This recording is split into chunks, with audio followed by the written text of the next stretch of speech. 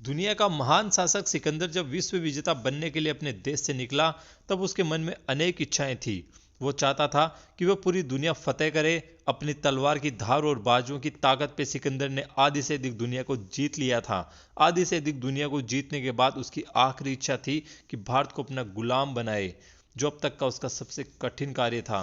जब पूरी दुनिया पे सिकंदर का राज हो गया, उस समय भारत के राजा पोरस थे।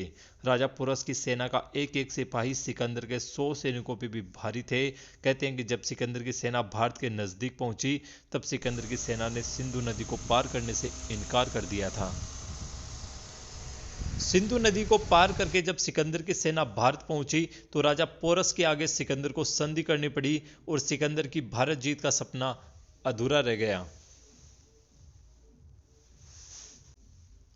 सिकंदर के बाद भारत पे अनेकों आक्रमण होते रहे। सिकंदर के बाद अलाउद्दीन खिलजी ने भारत विजय का सपना देखते हुए उत्तर भारत से दक्षिण भारत को विशाल सेना के साथ रौंद डाला था। आधे हिंदुस्तान को फतेह कर चुके अलाउद्दीन खिलजी की अंतिम इच्छा राजस्थान के सबसे बड़े किले चित्तौड़ और वहां की रानी पद्मिनी को प्राप्त करना था।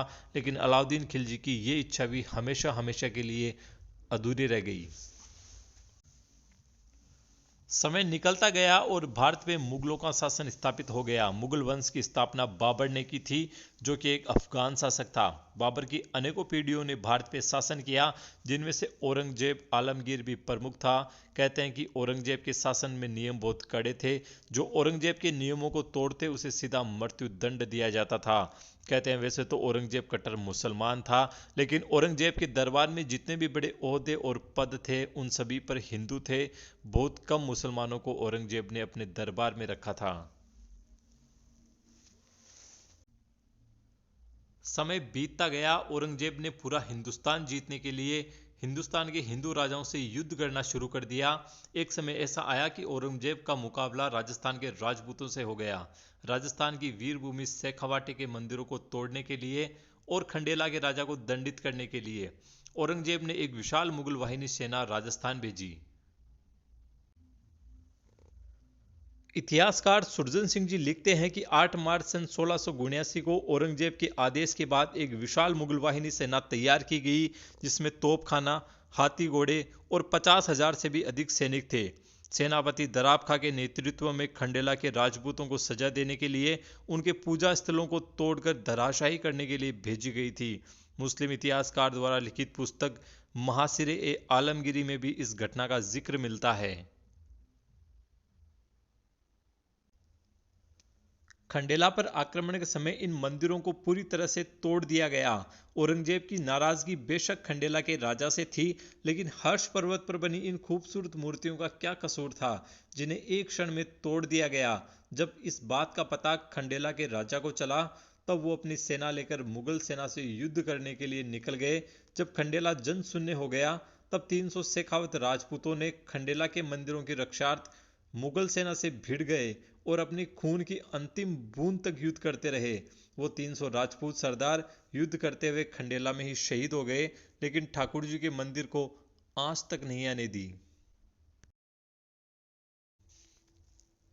उसके बाद औरंगजेब की सेना ने हर्ष पर्वत पर चढ़ाई शुरू कर दी। यहां बनी 1000 साल से भी अधिक प्राचीन मूर्तियों को सेना के द्वारा तोड़ दिया गया। किसी राजा को सजा देने के लिए वहां की 1000 साल पुरानी खूबसूरत प्राचीन मूर्तियों को तोड़ना कहाँ की राजव्यवस्था है। हर्ष पर्वत पर बने इस शिव मंदिर का वास्तविक शिल्पकार वीरभद्र का पुत्र चंड शिव था। कहते हैं कि चंड शिव उस समय का महान वास्तुकार था, जब मुगल शासन का भारत में प्रारंभ भी नहीं हुआ था। उससे भी पहले ये मंदिर अस्तित्व में था। हर्ष पर्वत पर बने इस शिव मंदिर की नींव इतनी मजबूत बनाई गई थी कि आज 1000 साल बीत जाने के बाद भी अपने वास्तविक स्वरूप में खड़ी है।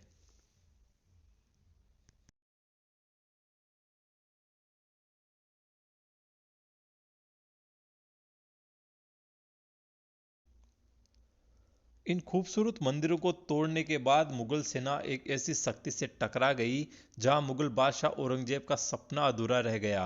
बादशाह की सेना हर्ष पर्वत को तोड़ने के बाद सीधा जीर्ण माता मंदिर तोड़ने पहुंची, लेकिन रास्ते में चलते चलते एक ऐसी घटना घटी जिससे बादशाह विचलित हो गया।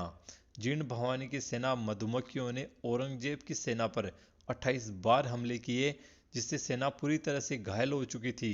कई सैनिक मर चुके थे। अंत में बादशाह ने मां भवानी की शरण में आना पड़ा। बादशाह ने पंडितों से इस महाविनाश से बचने का उपाय पूछा। पंडितों ने कहा कि मां के दरबार में दीपदान के लिए 1.25 मण घी चढ़ाया जाए तो मां प्रसन्न हो सकती है। औरंगजेब ने बिना समय गवाए 1.25 मण घी की घोषणा की। कुछ ही देर में मधुमक्खियां शांत हो गई। काफी नुकसान के बाद मुगल सेना वापस दिल्ली लौट गई। इस तरह औरंगजेब की आखिरी इच्छा हमेशा हमेशा के लिए अधूरी रह गई। तो ये थी आज की हमारी छोटी सी जानकारी इतिहास के एक पहलू को लेकर। अगर जानकारी अच्छी लगी हो तो हमारे YouTube चैनल को सब्सक्राइब करें। अगर ये वीडियो हमारे Facebook पेज पे देख रहे हैं तो हमारे पेज को फॉलो करना ना भूलें। धन्यवाद।